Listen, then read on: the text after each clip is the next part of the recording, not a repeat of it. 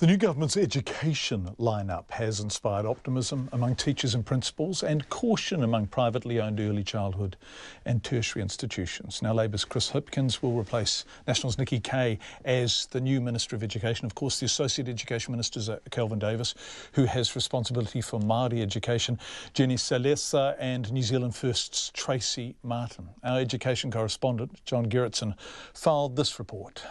Chris Hipkins has been Labour's education spokesperson long enough to have established relationships with all the main education groups.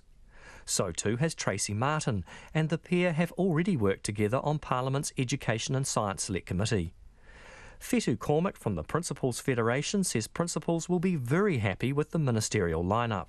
Principals across the country will be uplifted by this news, that we've got a group of people who are focused on education in a positive way, and there's a focus on getting the best out of our young people, working with the profession and providing sufficient funding for schools to be able to do what they need to do.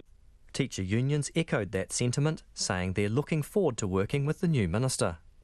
But there's some nervousness about how the Labour-led administration will treat privately owned tertiary institutions and early childhood centres.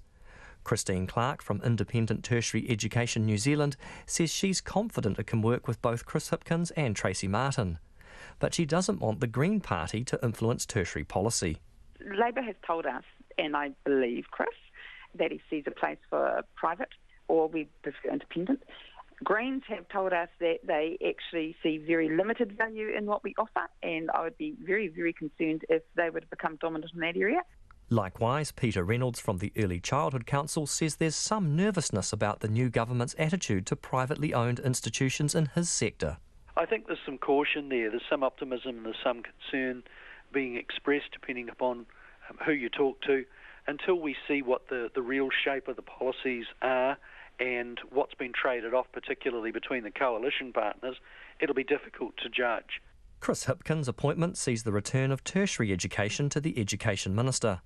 Chris Whelan from Universities New Zealand says having a separate tertiary minister was good for focusing on specific issues.